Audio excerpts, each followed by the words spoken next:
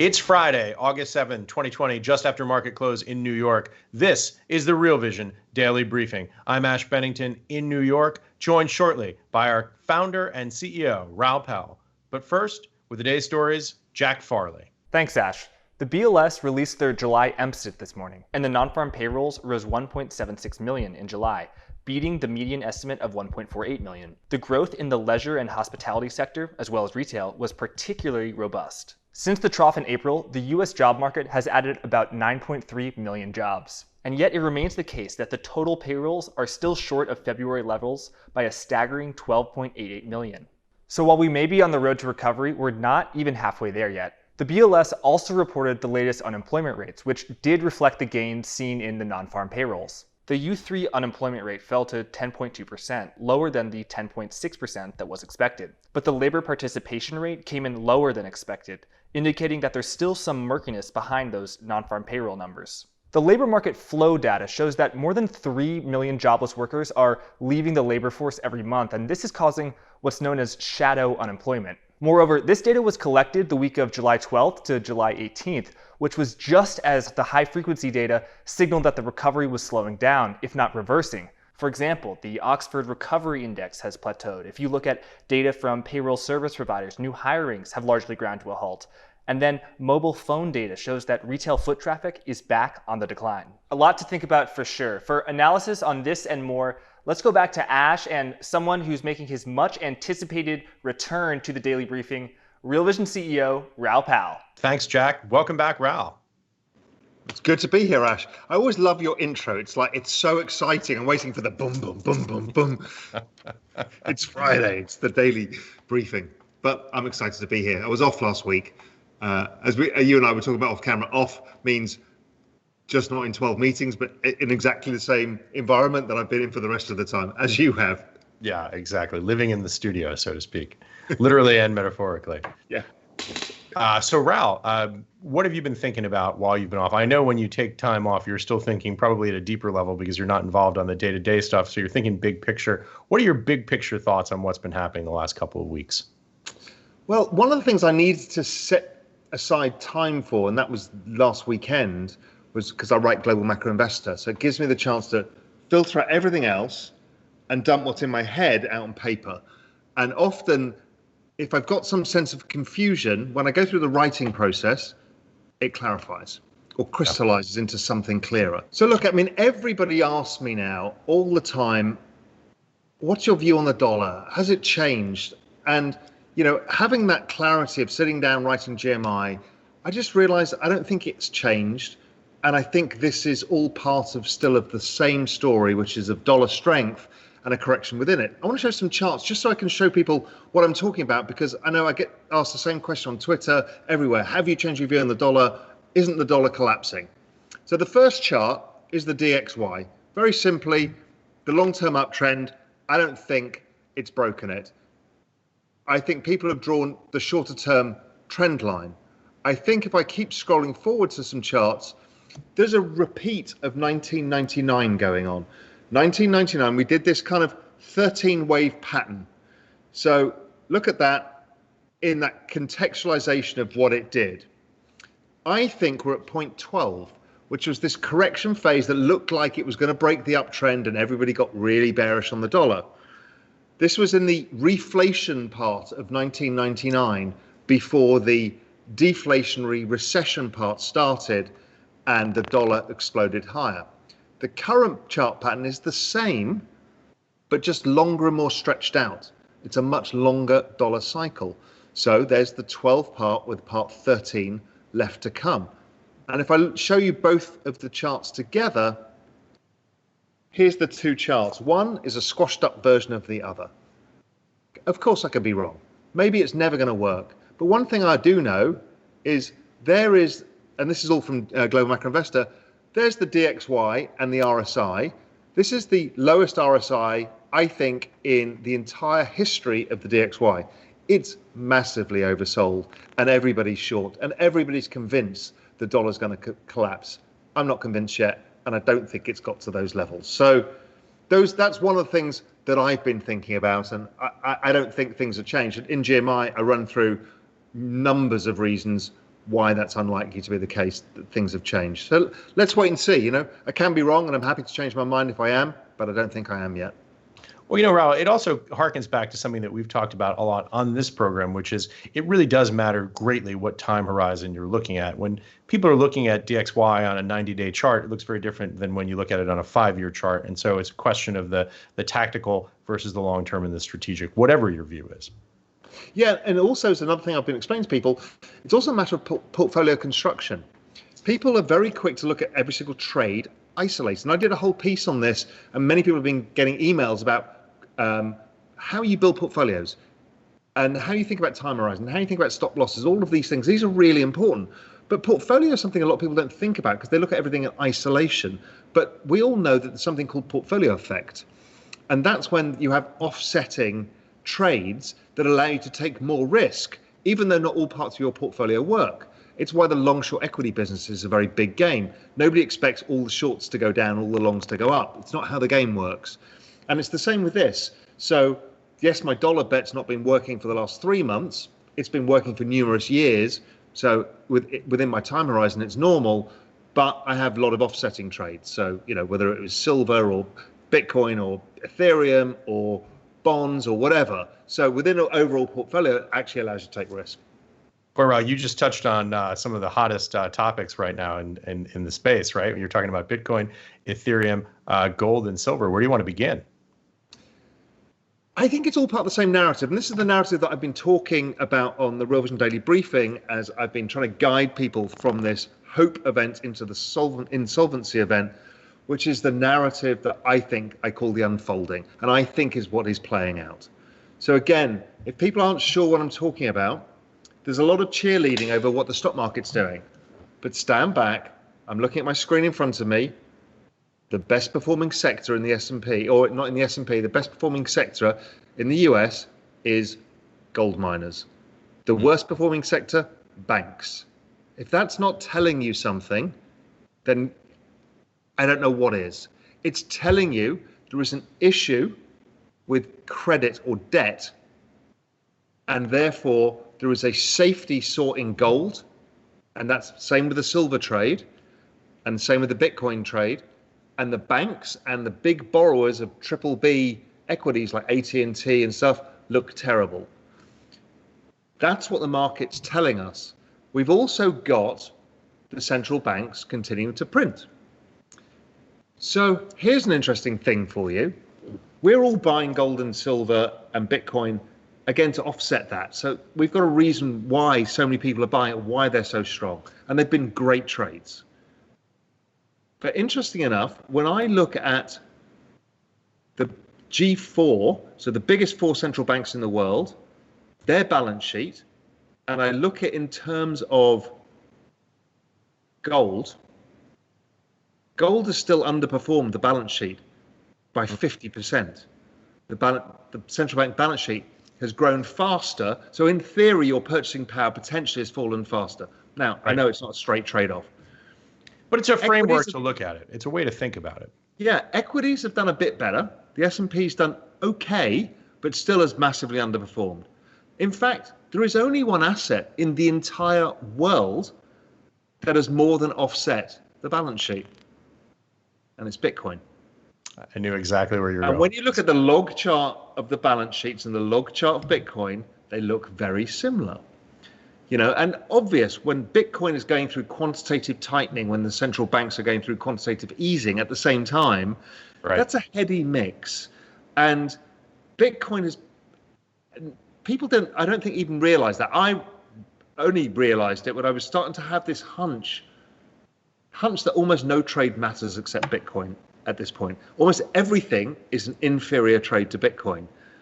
And so I started testing that hypothesis, and I've not even written this up yet. So this is people are hearing this for the first time, and I've alluded to it on Twitter. But I looked at Bitcoin versus everything, and there is nothing except currently Ethereum, and that's in a shorter term time horizon because it was underperforming massively.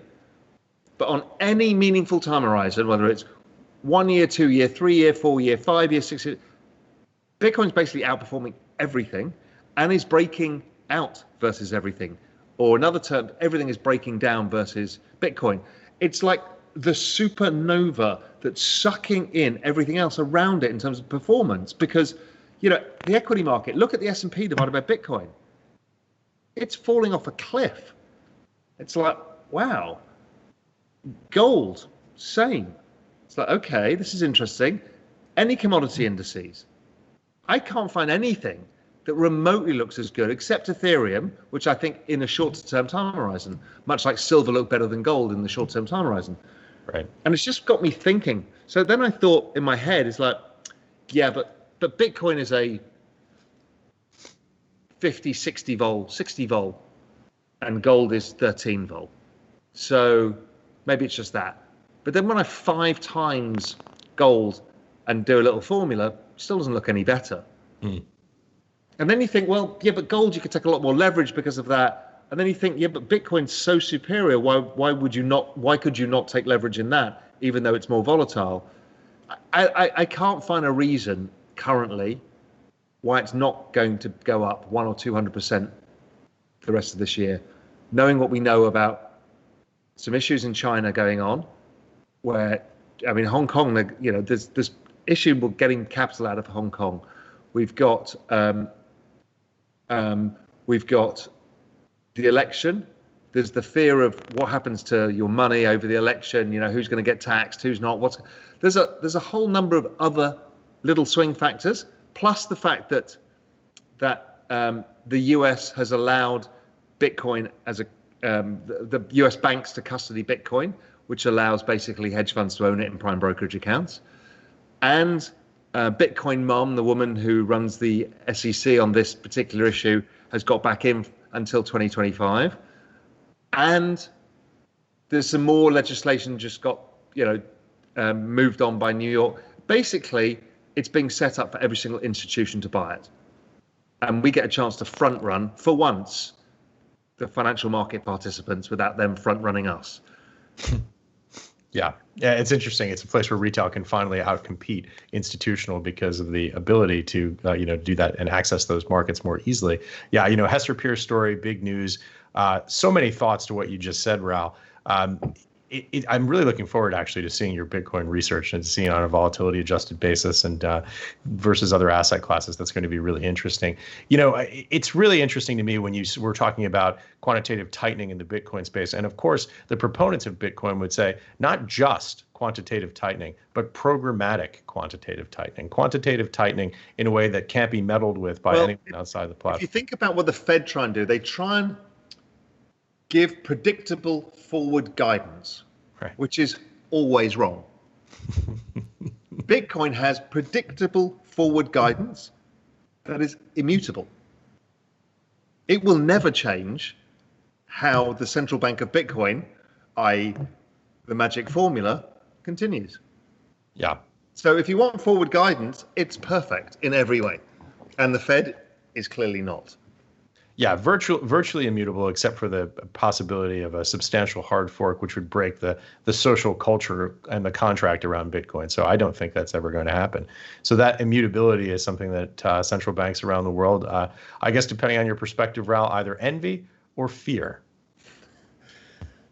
In the end, there was a piece that I was sent today that was written by G30, so basically all the major countries in the world, and it was Ken Rogoff and everybody's involved.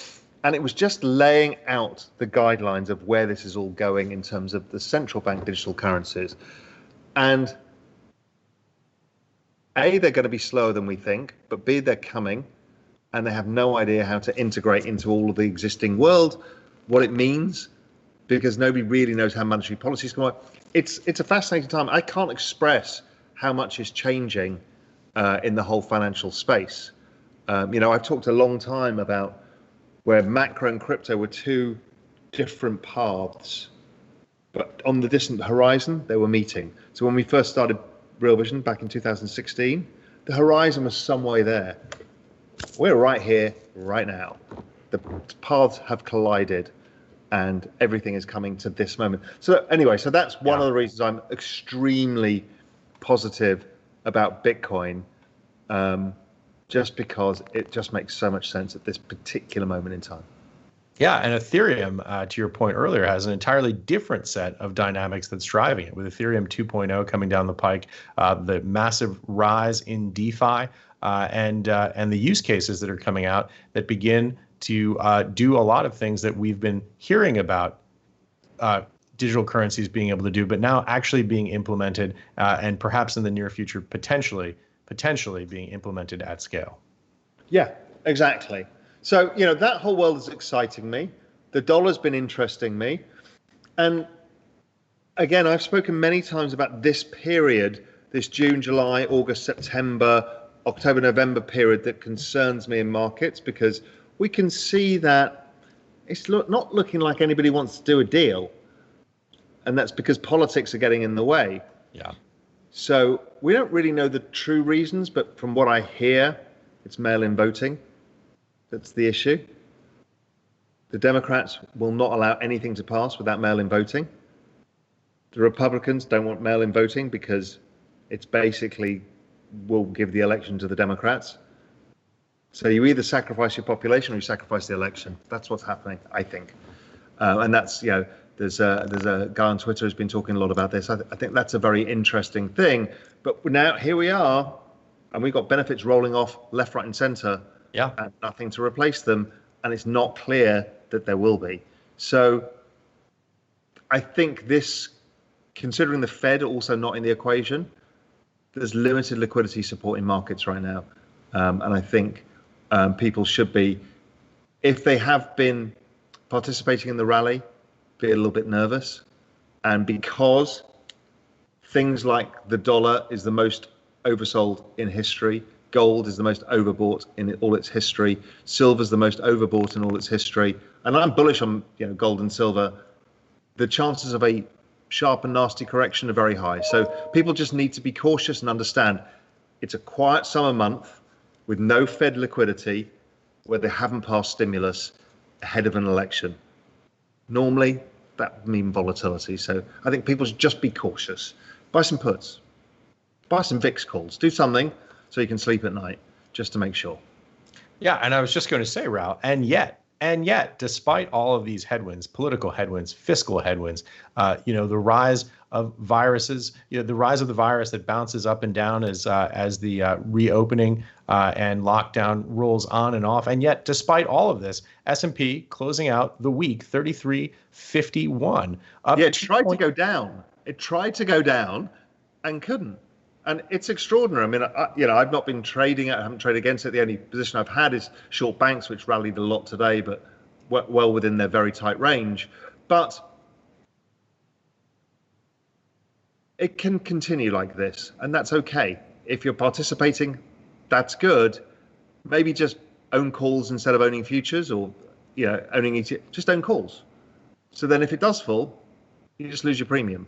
And I think we were talking about that today on the Real Vision Pro call that everybody has access to this month. Is like a lot of people have got gold. Well, just switch gold exposure for calls, because then if it does correct 5%, you're not going to lose all your money. If it corrects 20%, a quick sharp 20%, which it could do, you keep hold of it. So I think this is the time just to think about that. I'm not saying don't participate. Are you going to be wrong? No, all I'm saying is just be a little bit sensible to keep hold of some of the profits, if you've made some profits.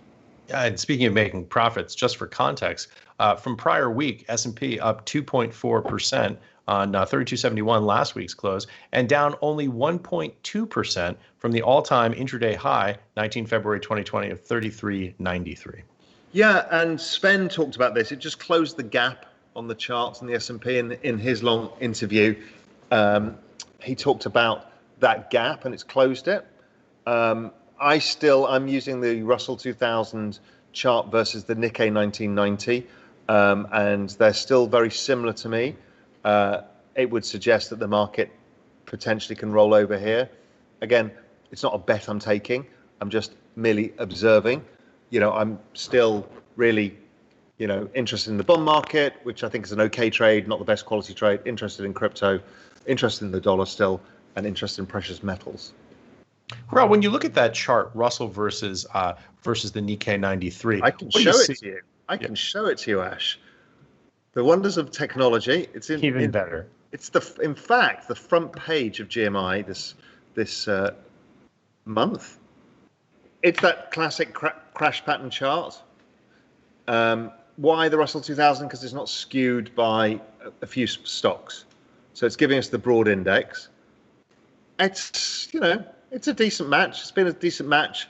And it also runs with the context of the S&P 2008, the S&P 2001, and also partly the 1929 chart. Now, I'm not saying that it's going to follow that way, but if it's going to roll over, it should roll over soon. And if it rolls over, all of those past experiences tend to mean that the downside comes quite quickly. Hence why, some VIX calls or some S&P puts, just in case that works, not a bad idea. As opposed to taking that as the bet, just saying this is maybe a reason to hedge. Because all trades are correlated, because I'm telling you, if the equity market goes down, gold is going to go down, just for short term, just because everybody's over their ski tips in risk. Speaking of people being over their ski tips, talking of labor markets, another story that got a lot of buzz today. Obviously, labor markets improving from a very low base and nowhere near fast enough. What are your thoughts on that and how it ties in to the real economy versus asset prices? In the end, we still don't have a clean picture of what the structural unemployment is, because there's the stimulus, no stimulus. How many people are going to get washed back out of the labour force once the PPP loan? All of this needs to happen. I think we'll get a much better picture by September of where we really lie. My view is still that we'll probably finish the year down 5% in GDP growth, and we'll have record unemployment for any other year outside of the Great Depression. So then it's a matter of how fast does it take to hire people back and get the economy back. I'm not sure it's going to recover large chunks of bits that have been lost. I think over time, the economy will transition to a different economy with different things driving it. But I think large chunks of this are never coming back. Yeah. Raoul, yesterday on RVDB, I talked to David Bahnsen, who's a great advocate of reopening. A very controversial piece if you read the comments. So much of what we're looking at when we think about labor markets, when we think about economic capacity, is driven by our ability to reopen the economy in some way, shape, or form. And whether or not we're able to do that is totally dependent in many ways on what's happening with the science of the virus. Are the case counts going up? Do we have better treatments? Are we able to manage social distancing in a way that permits people to go back physically into offices? These are open questions that are totally not settled. Yes. And the reality is it's all about human behavior. Yeah. Something I've talked here a lot about. Forget what you think it should be, what we should be doing. Everybody's got an opinion. I don't care. What it is what are people doing on aggregate? Yeah. Because that's what we do, is we trade the macroeconomy, which is how the economy is reacting to the set of things that are exerting their influences on it. So if I look at the data, and it's very easy, you can just go to the tracktherecovery.org, and you can look at the small business one. There's 2 or 3 of the data series that give you, with a 2-week lag, a pretty decent idea of what's going on. There was a recovery, it's flattened out, it's coming off a bit. It's neither falling sharply, nor is it going back up. We're stagnating. That is human behavior causing that. It's not necessarily lockdowns, because it's happening in states like New York that don't have lockdowns. Yeah. It's because people are nervous and people don't know how to act. And they don't want to do certain things. They don't want to go to the cinema. So you can open every cinema, it's not relevant, because at the margin, just think about this, for it to be down 5% GDP, 95% of people can continue to do what they want. And 5% do nothing. The economy's down 5%. Yeah. Right? People don't understand this. It's the marginal change that's coming out of these people. Yeah. It's always the marginal change we look for in markets. I'm reminded, I think that's spot on and so well said. The idea that it's about aggregate decision making. I was in the conversation yesterday. I said to David Bahnsen, look, do you remember back in March when we were talking about this as a several weeks thing? Look, we've got to lock everything down. We've got to flatten the curve because we don't want hospitals to be overwhelmed. We certainly don't want people dying because we don't have access to respirators. And now this has gone on for 5 months. We're getting to a point where there's this realization, there's this head shift. This is not a weeks long or months long thing. This could be something that lasts years. I went back last night and I watched the RVDB from March 20th, 2020, and it's you, Ed, and I. And I'm watching this piece, and the first thought I had was, my God, how young we looked. I mean, this is 4.5 months ago, right? And this is really something that takes a psychological and physical toll on everyone who's been experiencing it. And the realization that this could go on for some untold number of years really has an impact on exactly your point. And look, again, people only think of the world in their own terms. People need to open their fucking eyes, right? 76 million people in America are baby boomers. It's the largest cohort. The millennial about the same. But 76 million people are prime virus targets. Yeah. There is no chance on earth that they are going to act the same way as a millennial. So the millennials may think that our risk is less. Good on you.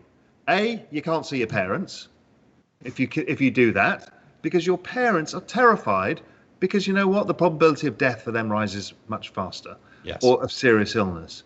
But again, people then, because they're looking at aggregate, are thinking in those, they're not realizing the behavioral impact of the richest people in the world are the baby boomer generation.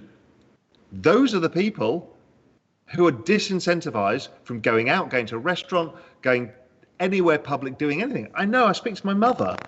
Yeah. She's terrified of doing anything.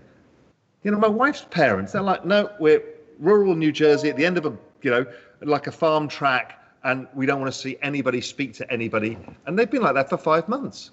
And I'm like, when is that going to change? It's not. We should get your wife's parents in rural New Jersey together with my parents in rural New Jersey who are doing exactly the same thing. Well, that's the point, right? So whatever you think about reopening, this is nonsense. This is politics. The reality is there is no incentive for people who are older, if they have any health issues whatsoever, to go back to normal life. Yeah, my mother's in better shape than I am, but just the age factor, you're just not going to go out. And to your point, it's not just it's the richest generation in the history of the world, right? And you can see from the labor force participation rate that came out today, people are leaving the workforce. Yeah. Those people themselves are like, fuck it, I'm not going back to work. They're out, they're done. They're going to retire on droves because they don't want to go back to the office. And you know what? They've been bailed out because their pension plan has, in capital terms, bounced. They were very lucky with this equity market. They're very unlucky because their monthly payments because of bonds have gone down, but they haven't lost all of their capital. If the stock market had gone down and stayed down and bond yields had gone to zero, they'd have been really killed.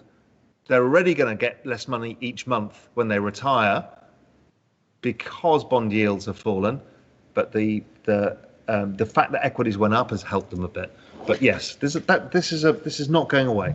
Yeah, I'm so glad you mentioned, by the way, the civilian labor force participation rate, because it's a chart and it's an idea that doesn't get enough talk. If you look at that chart from the year 2000 until the present, it's a 5 percentage point fall off from about 67% down now to about 62%. These numbers are absolutely massive. 5 percentage points on the civilian labor force is a huge number. So I urge anybody who's interested in this to watch my video of the retirement crisis, because I go through in depth why these numbers matter. Because this labor force participation rate actually drives everything from CPI to the Fed balance sheet. And it's really, really interesting. If you think, what is the big thing? I've said for a long time, demographics is the big driver beneath everything. And I can prove it with charts of the labour force participation rate. And a lot of those are in that presentation on the retirement crisis. And it's playing out in front of our eyes because demographics is destiny. Yeah. Raoul, we've run long as usual today. But before we go, what are you going to be looking at over the next week based on the thesis that you've just laid out here? I'm going to be continuing to monitor what's happening with the banks because that's interesting. The UK banks broke to new lows. The Japanese banks, the European banks, and the US banks have all looked terrible. So that's on my radar screen. I'm cheerleading and adding to my Bitcoin and just watching to see whether the equity market can top. And other than that, I'm going to be looking for a bit of sun and I'm going to do some snorkeling. Good for you. I'm not leaving my studio apartment. Raoul, thanks for joining us again. See you again next week, I hope. Okay, mate. Great to speak to you. If you're ready to go beyond the interview, make sure you visit realvision.com where you can try Real Vision Plus for 30 days for just $1. We'll see you next time right here on Real Vision.